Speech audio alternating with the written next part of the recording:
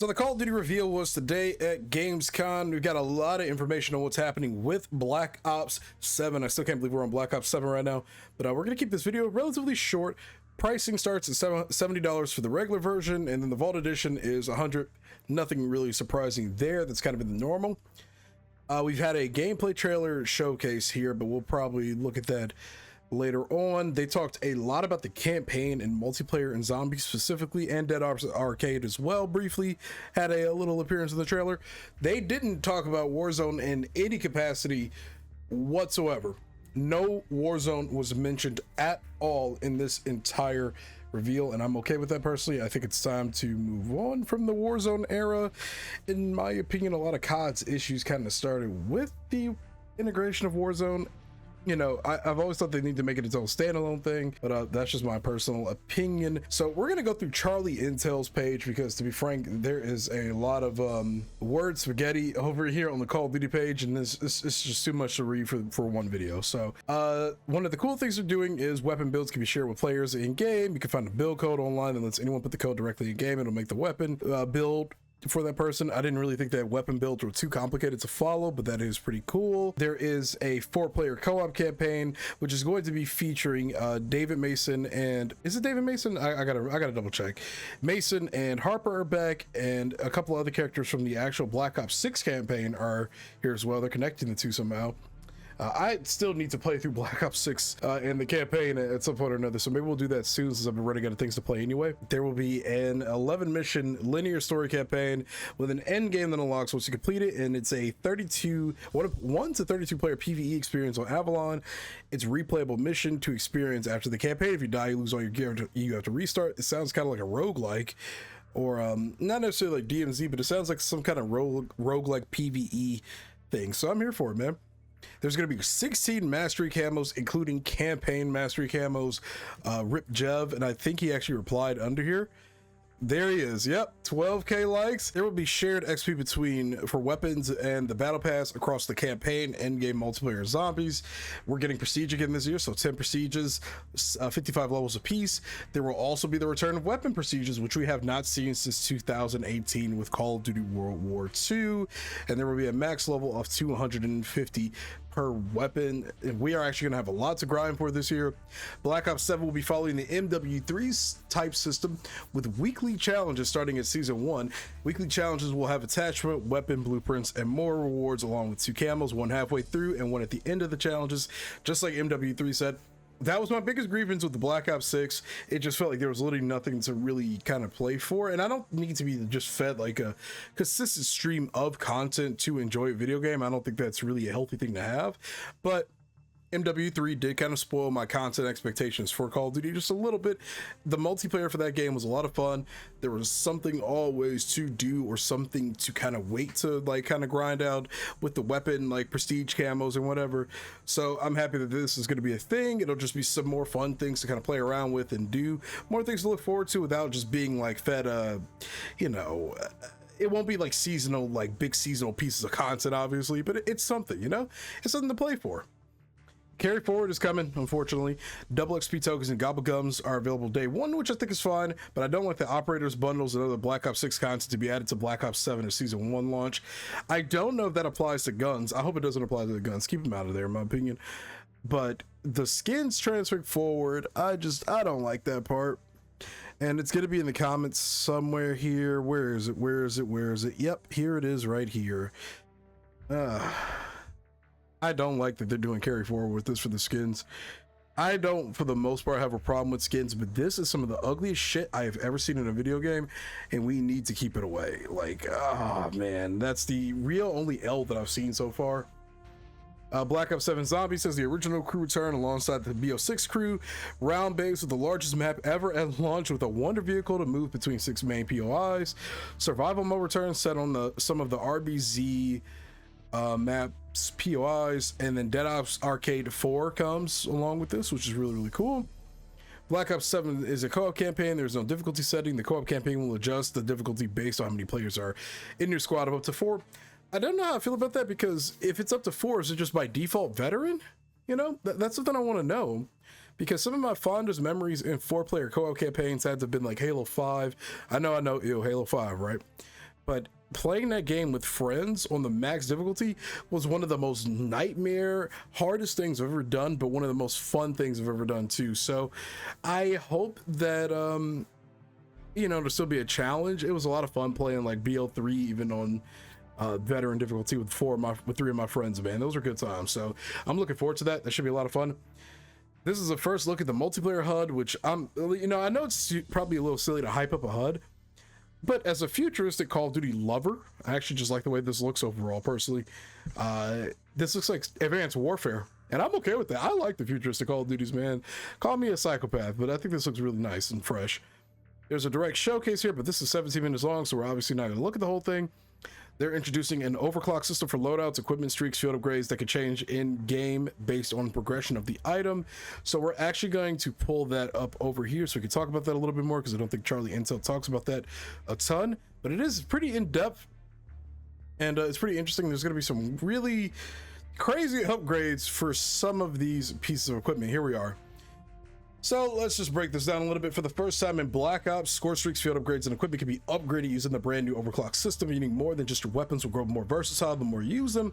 Every successful use of your score streak, field upgrade, and equipment becomes a step forward or a step toward unlocking their full potential as you enhance your arsenal over time, earning gameplay improvements and enhanced functionality.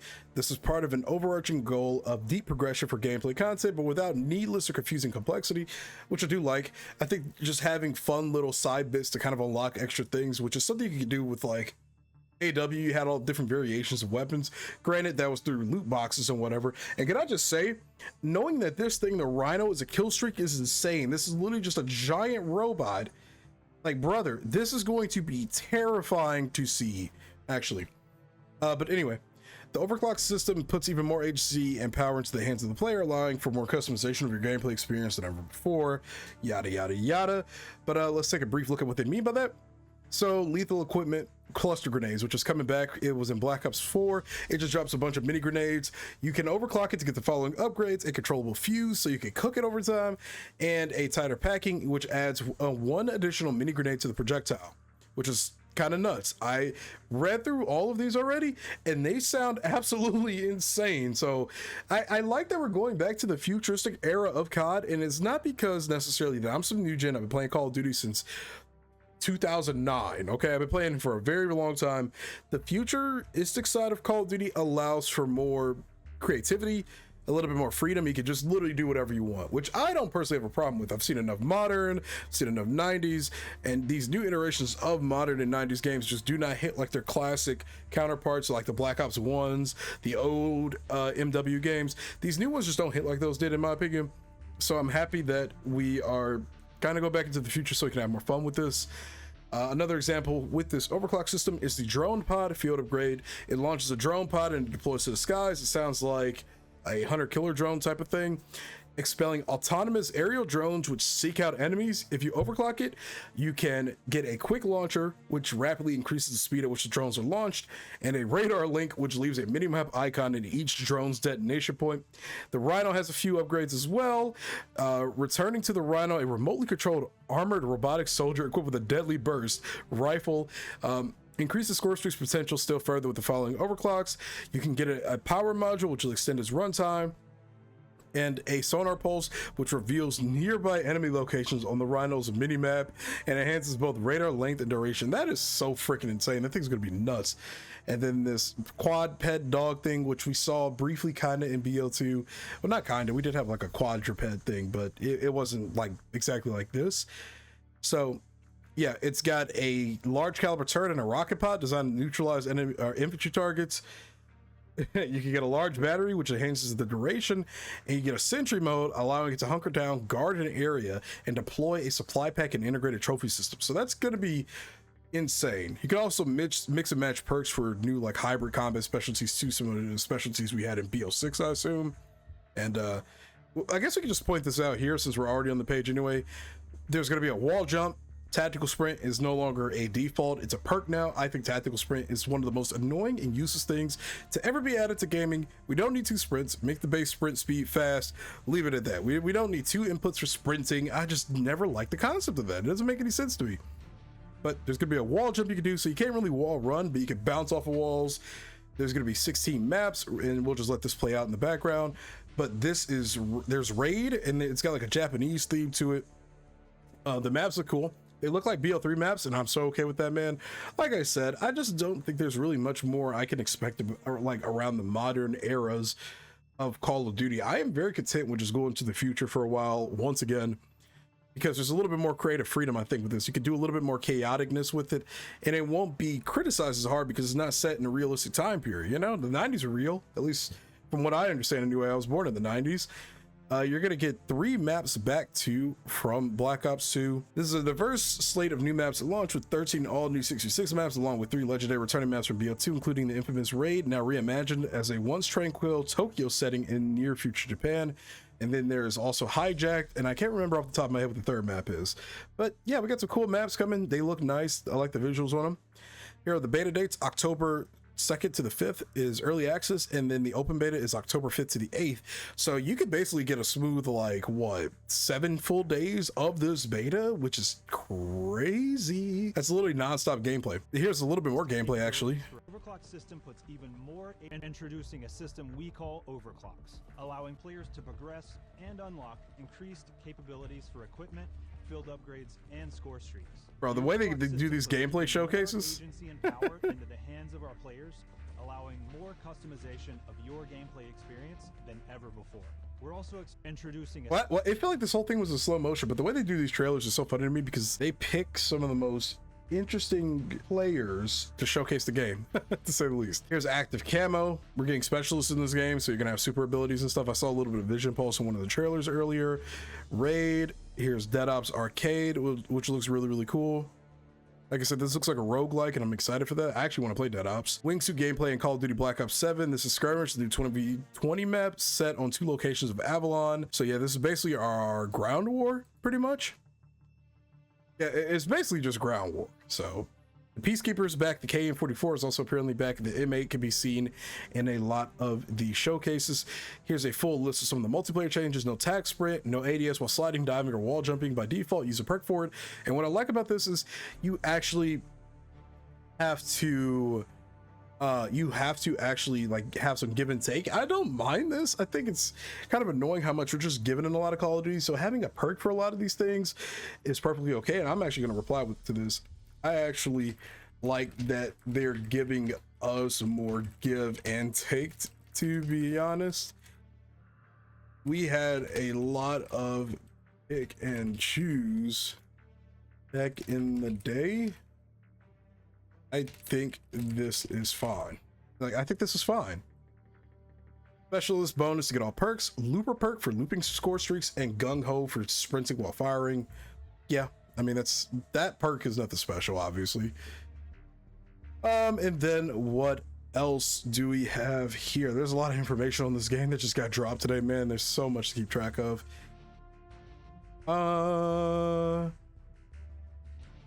In Black Ops 7, whenever we take a screenshot of the gunsmith, every weapon or every picture has a weapon code, so you can just have it by default, but we read that earlier. Wall jumping, here it is. Yeah. I'm okay with that. It's like a pseudo jetpack. Yep, that is so okay with me. I am perfectly fine with that.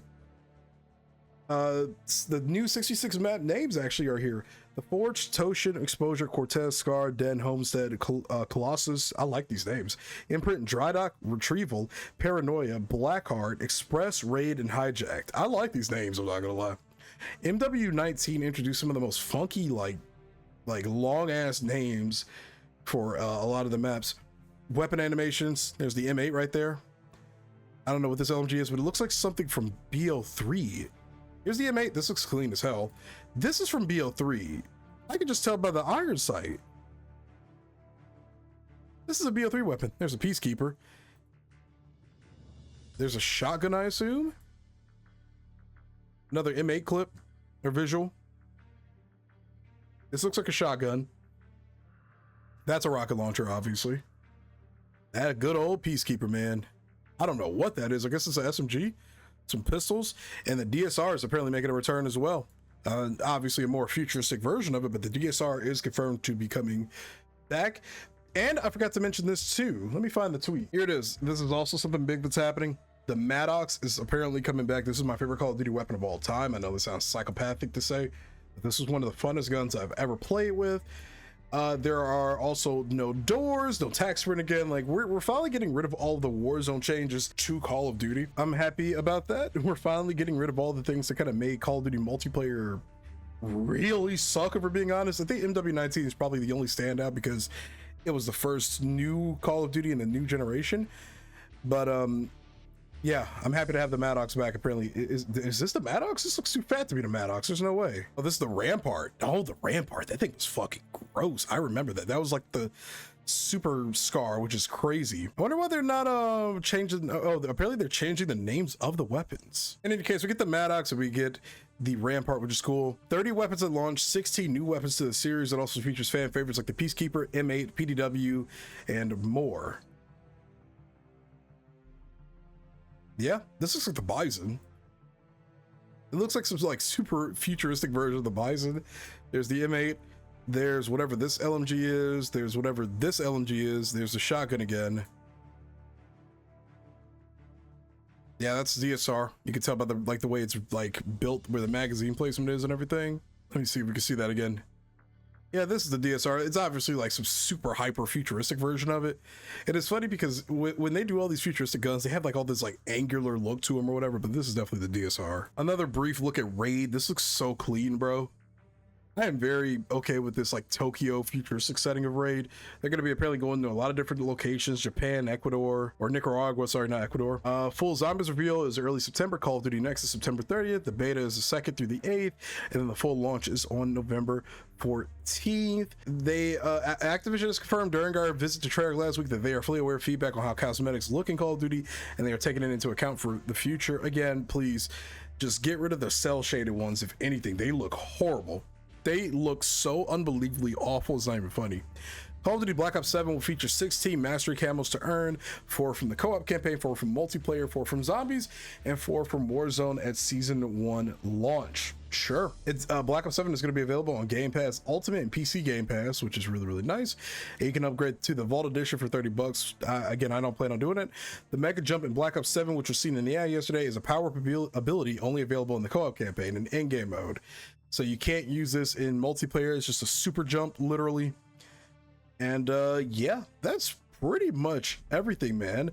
I'm not gonna read through any of the comments because, man, some of these comments are gonna be ruthless. You know, I don't really care about the Call of Duty versus Battlefield thing. You know what I care about? And I know this is gonna be very controversial.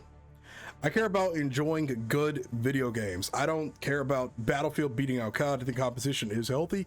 I don't care if Battlefield outsells COD. I don't care if COD outsells Battlefield.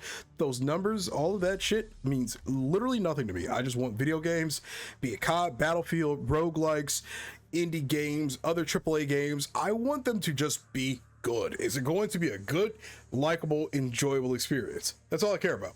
No talk about skill-based matchmaking or anything. That's everything, man. Black Ops 7 is on the way. I can't believe we're on Black Ops 7, bro. Black Ops 1, 2, 3, 4. Cold War is 5. Then we got Black Ops 6, and then we got Black Ops 7. I don't really want to read too much into the campaign stuff because I'm kind of interested in keeping that spoiler-free.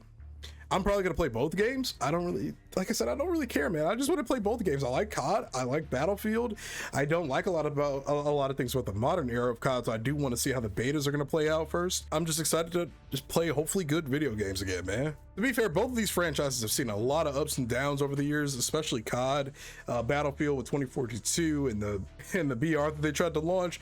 So I just want both franchises to hit a prime again and do good. You know what I'm saying? I don't care about the competition. I never did, probably never will. If both games are enjoyable, everybody's happy, at least about big game. Anyway, that's everything on Black Ops 7. Thanks for watching. Let me know what you think about it in the comments down below. And this will be your boy Jay. I'll catch you later.